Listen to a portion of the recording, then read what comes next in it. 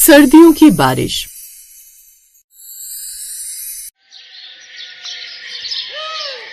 बाहर बहुत तेज बारिश हो रही होती है कि तभी पिंकी और राजू अपने घर से बाहर आते हैं और बारिश में खेलने लगते हैं। वो दोनों खेल ही रहे होते हैं कि तभी उन दोनों की माँ सुनीता घर के दरवाजे पर खड़े होकर हाथों में तौलिया लिए उन दोनों को आवाज लगाती है, राजू पिंकी बहुत खेल लिया तुम दोनों ने, अब घर में आओ वरना सर्दी लग जाएगी। अरे माँ सर्दी है तो क्या हुआ, वैसे सर्दी की बारिश में ही तो मजा आता है। हाँ राजू तू बिल्कुल ठीक कह रहा है। माँ अभी तो हमने बारिश में खेलना शुरू किया है, हम थोड़ी देर बाद आएंगे। घर में आप तब तक खाना बना लो, हम लोगों को बहुत भूख लग रही है। खेलने के बाद और भूख बढ़ जाएगी। जब हम नहाकर अंदर आएंगे तो आप फटाफट हम लोगों को खाना दे देना। मैं जानती हूँ कि अभी सर्दियों की बारिश हो रही है, लेकिन बच्चों बारिश में ज्यादा देर खेलना सही नहीं होता। अब चुपचाप अंदर आओ वरना मैं बाहर आ जाऊंगी, और मैं बाहर आई तो दोनों को दो दो थप्पड़ लगेंगे। माँ की बातें सुनकर राजू और पिंकी एक दूसरे की शक्ल देखते हैं और अब चुपचाप घर के अंदर चले जाते हैं। जिसके बाद वो दोनों एक एक करके अपना शरीर तौलिए से पोंछते हैं और कपड़े बदलकर खाना खाने बैठ जाते हैं। तभी वहाँ उनकी दादी आती है और कहती हैं, बच्चों बारिश में ज्यादा देर नहीं खेलना चाहिए, क्योंकि सर्दी की बारिश भले ही मजेदार होती है, लेकिन वो कब हमें बीमार कर जाती है हमें पता नहीं चलता। अभी हमारे पास इतने पैसे नहीं कि तुम लोग बीमार पड़ जाओ तो हम तुम्हारा इलाज करवा सके। तुम जानते हो ना तुम्हारे पिता महेश मजदूरी करके इस घर का गुजारा करते हैं। दादी की ये बात सुनकर राजू और पिंकी थोड़े सहम जाते हैं। उन्हें पता है कि उनके घर के हालात थोड़े तंग हैं, लेकिन बच्चों का मन तो चंचल होता है। वो दोनों खाना खाने बैठ तो जाते हैं, पर उनका ध्यान अभी भी बाहर की बारिश और उस ठंडी हवा में ही अटका होता है। दादी आप तो हमेशा पैसों की बात लेकर बैठ जाती हैं। पापा मजदूरी करते हैं तो क्या हुआ, हम कभी बीमार नहीं पड़ते ना। और देखो बारिश कितनी अच्छी लग रही है। हाँ दादी, और मम्मी ने आज खाना भी कितना टेस्टी बनाया है। ये आलू की सब्जी और गरम रोटियां खाकर तो मजा ही आ गया। मम्मी थोड़ा और अचार दो ना। अचार तो ले लो, पर याद रखना कि अगर गला खराब हुआ तो मैं तुम्हें कोई दवाई नहीं दिलाऊंगी। चुपचाप ये खाना खाओ और सो जाओ। इस तरह सभी लोग आपस में बातें कर ही रहे होते हैं कि तभी बाहर से जोर जोर से दरवाजा खटखटाने की आवाज आती है। सुनीता हैरान हो जाती है कि इस बारिश में कौन आया होगा। वो जाकर दरवाजा खोलती है तो देखती है कि महेश पूरी तरह से भीगा हुआ खड़ा है। सुनीता जल्दी से तौलिया लाओ, मैं तो पूरी तरह भीग गया हूँ। रास्ते में बहुत तेज बारिश शुरू हो गई थी। सुनीता भागकर तौलिया लाती है और महेश को देती है। महेश अंदर आता है और अपने गीले कपड़े बदलने लगता है। राजू और पिंकी अपने पापा को देखकर थोड़े उदास हो जाते हैं, क्योंकि पापा बहुत थके हुए लग रहे थे। आज तो काम भी पूरा नहीं हो पाया। ठेकेदार ने बोला कि जब तक बारिश नहीं रुकेगी तब तक काम बंद रहेगा। अब पता नहीं कल काम पर जाना होगा या नहीं। अगर बारिश ऐसे ही चलती रही तो इस महीने का खर्चा निकालना मुश्किल हो जाएगा। देखा सुनीता, मैं यही कह रही थी कि ये बारिश देखने में तो अच्छी लगती है, पर हम जैसे गरीबों के लिए ये मुसीबत बनकर आती है। महेश तू जल्दी से हाथ मुंह धोकर खाना खा ले। महेश खाना खाने बैठता है, लेकिन उसका मन उदास होता है।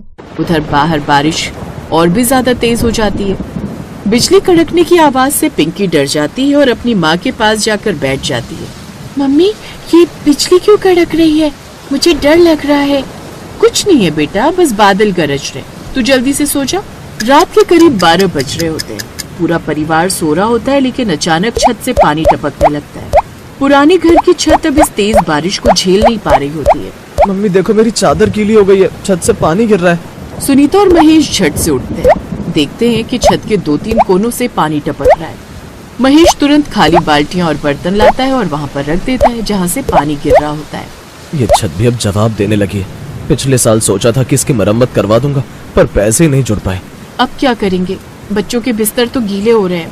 पापा हम सब एक ही कोने में बैठ जाते हैं जहाँ पानी नहीं गिर रहा। राजू की बात सुनकर पूरा परिवार एक कोने में सिमट कर बैठ जाता है और बाहर ठंड बढ़ती जा रही होती है और अंदर छत से टपकता पानी उनके डर को बढ़ा रहा होता है। पूरी रात किसी की भी आंख नहीं लगती।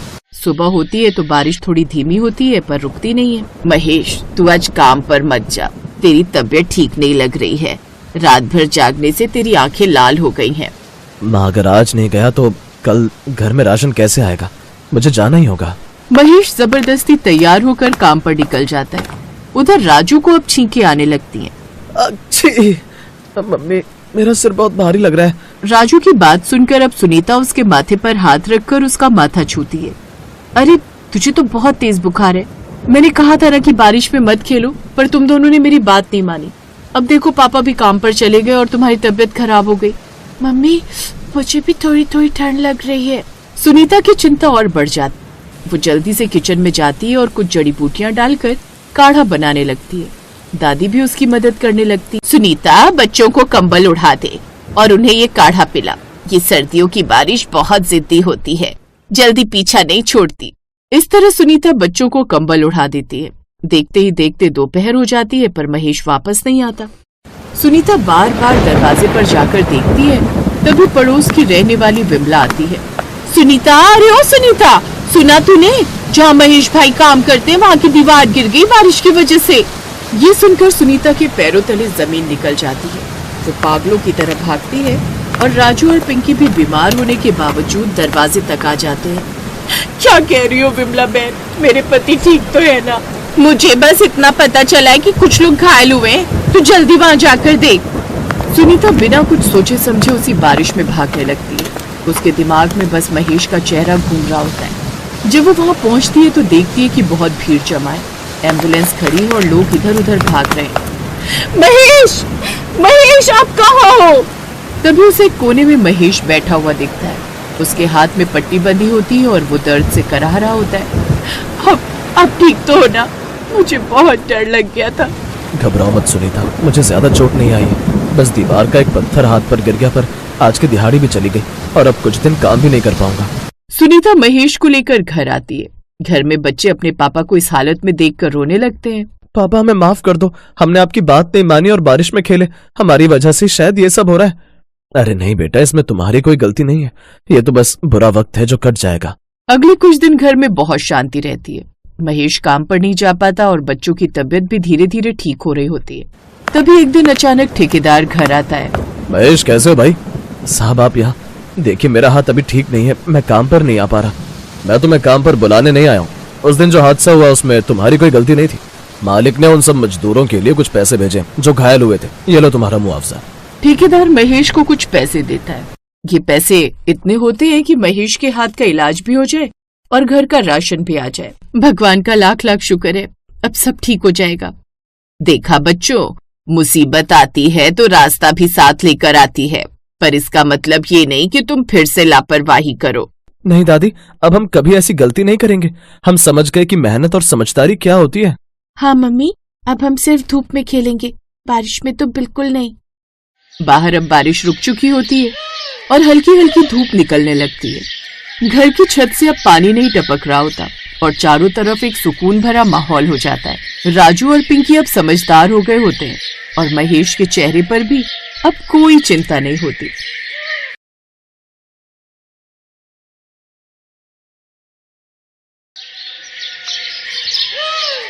सुनीता, जल्दी से घर के सारे दरवाजे और खिड़की बंद कर दो।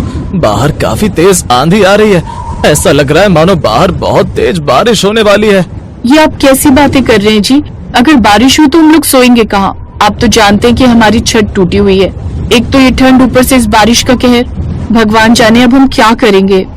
यही तो मुझे भी समझ नहीं आ रहा। भगवान हम गरीबों को कुछ ज्यादा ही परेशानी देते हैं। गरीबों की बढ़ती गरीबी कम होने का नाम नहीं ले रही और अमीरों की अमीरी कम होने का नाम नहीं ले रही। अमीर लोग हम गरीबों को पैसा अपने घर और अपने बैंक बैलेंस में रखते हैं, लेकिन हम लोगों को पाई पाई के लिए तरसना पड़ता है। दोनों पति पत्नी आपस में बात कर रहे थे कि तभी उनके माथे पर बारिश की बूंदें टपकने लगती हैं। सुनीता और मनोज काफी परेशान हो जाते हैं। थोड़ी देर में आशा बाहर आती है और अपने बहू बेटों से कहती है, मनोज, अंदर पलंग के नीचे एक बड़ी सी पन्नी रखी हुई है, जा जाकर झोपड़ी की छत पर वो पन्नी बढ़ा दे। अगर वो पन्नी हमने छत पर नहीं लगाई तो ये बारिश इस ठंड के साथ हमें मार डालेगी। पापा दादी बिल्कुल सही कह रही हैं। वैसे भी हमारे पास ठंड से बचने के लिए ज्यादा जुगाड़ नहीं, और तो और हमारे पास एक गर्मा गर्म कंबल भी नहीं है, और ऊपर से ये बारिश हो रही है, ठंड और बढ़ रही है। पापा इसलिए जाकर जल्दी से छत को ढक दीजिए, ताकि ज्यादा ना सही पर थोड़ा बहुत ही सही हम इस बारिश से बच तो जाएंगे ना।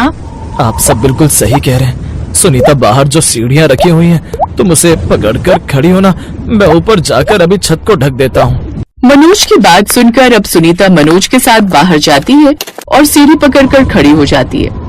मनोज भी अब अपनी झोपड़ी की छत को पन्नी से ढक देता है और नीचे घर में आ जाता है। उस बड़ी सी पन्नी को झोपड़ी की छत पर छापने से बारिश का पानी अंदर तो नहीं आता, लेकिन बाहर बढ़ती ठंड मनोज और उसके परिवार की जान लेने पर उतर आती है। पिंकी ठंड से थरथराने लगती है और आयशा बूढ़ी होने के कारण उसके पैरों में दर्द होने लगता है, जिसे देख मनोज और सुनीता काफी परेशान हो जाते हैं। मनोज जी, आप जरा भी परेशान मत होइए, घर में कुछ सूखी लकड़ियां हैं, मैं उन्हें जला देती हूँ। उन लकड़ियों से ठंड भी काबू में रहेगी और बारिश से भी हमारा बचाव हो जाएगा।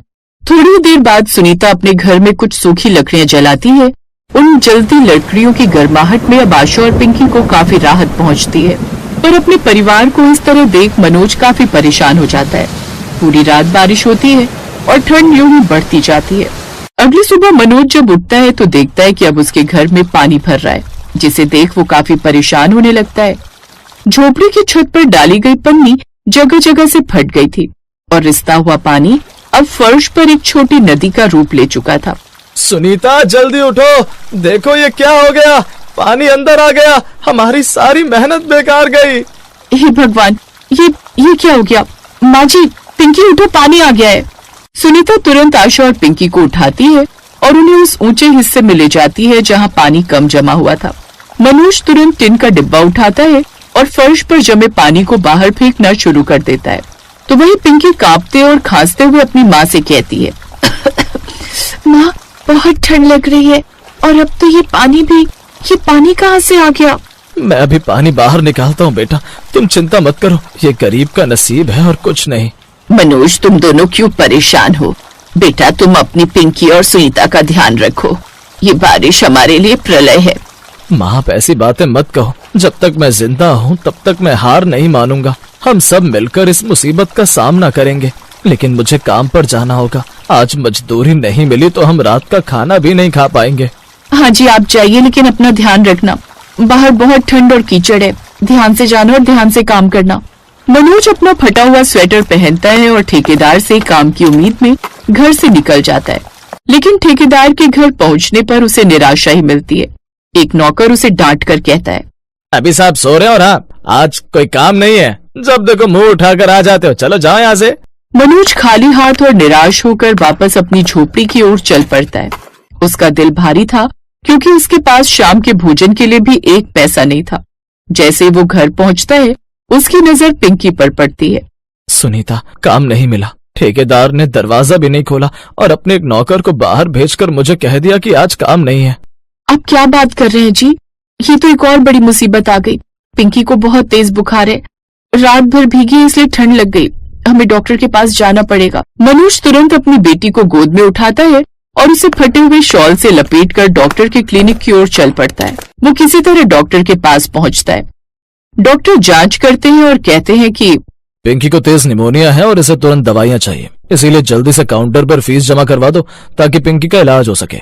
डॉक्टर साहब, मेरे पास इस वक्त सिर्फ 50 रुपए हैं, मैं एक मजदूर हूँ, मेरी बेटी की जान खतरे में है, मैं आपको बाकी पैसे कल सुबह काम पर जाते ही दे दूंगा, प्लीज मेरी बेटी की जान बचा लीजिए। माफ करना, बिना पैसे के दवाई नहीं दे सकता मैं, नियम तो नियम है। डॉक्टर की बात सुनकर अब मनोज का दिल टूट जाता है, क्योंकि उसकी गरीबी ने उसे लाचार कर दिया था। उसकी आंखों से आंसू बह रहे थे। तभी क्लिनिक में बैठी एक अजनबी महिला ये सब देखकर डॉक्टर से कहती है, डॉक्टर साहब, आप अपनी फीस के चलते एक बच्चे की जान खतरे में डाल रहे हैं। खैर कोई बात नहीं, आप मुझसे फीस ले लीजिए और दवाई इन्हें दे दीजिए, क्योंकि उनकी फीस मैं दे रही हूँ। उस दयालु महिला ने 400 रुपए दिए और मनोज से कहा कि वो अपनी बेटी को दवाई दे। मनोज अब अपनी गर्दन उस महिला के आगे झुका देता है और उसका धन्यवाद करने लगता है। मैं आपका कर्ज कैसे चुकाऊंगा? कोई बात नहीं भाई, बस अपनी बेटी का ध्यान रखो, भगवान तुम्हारा भला करेगा। मनोज दवाइयां लेता है और तेजी से घर की ओर भागता है। उसे लगा कि दुनिया अभी भी दया और मानवता से खाली नहीं हुई है। घर पहुंचकर मनोज सुनीता को पिंकी की दवाई दे देता है और वो दवाई पिंकी को खिलाने को कहता है। कुछ देर बाद अब वो उसे गर्म कपड़ों से ढक देते हैं। अगले कुछ दिन तक पिंकी का बुखार धीरे धीरे कम होता है। मनोज को अब भी काम नहीं मिलता, लेकिन वो हर दिन कुछ न कुछ मजदूरी जुटाने की कोशिश करता है। आप इतने उदास क्यों हैं जी? पिंकी अब ठीक हो रही है। मैं उस अजनबी महिला के बारे में सोच रहा हूँ जिसने हमारी मदद की। हम इतने गरीब हैं कि अपनी बेटी की दवाई भी खुद नहीं खरीद सकते और उस ठेकेदार ने हमें एक दिन की मजदूरी भी नहीं दी। बेटा, अमीरी और गरीबी ईश्वर की देन नहीं बल्कि इंसानों की बनाई हुई है। तुम निराश मत हो। अब मौसम थोड़ा खुल गया है, तुम हिम्मत मत हारो। आप सब सही कह रहे हैं, मैं अब और नहीं मानूंगा। मुझे पता है कि मुझे सिर्फ अपने परिवार को नहीं बचाना बल्कि उस महिला का कर्ज भी चुकाना है। सुनीता, आज से हम फिर से शुरुआत करेंगे। मैं आज से सिर्फ मजदूरी ही नहीं बल्कि एक बेहतर जिंदगी कमाने की कोशिश करूंगा। हम इस झोपड़ी को बदल कर रहेंगे। ये बारिश हमें तोड़ नहीं सकती। हम इस ठंड और इस गरीबी को हरा कर रहेंगे। हम आपके साथ हैं जी, हम जरूर जीतेंगे। मनोज अपने घर की टूटी फूटी दीवारों को देखता है। बारिश का पानी और ठंड उन्हें डरा नहीं पाई थी, क्योंकि उनके पास आपसी प्रेम और अटूट साहस की गर्मी। Thanks for watching.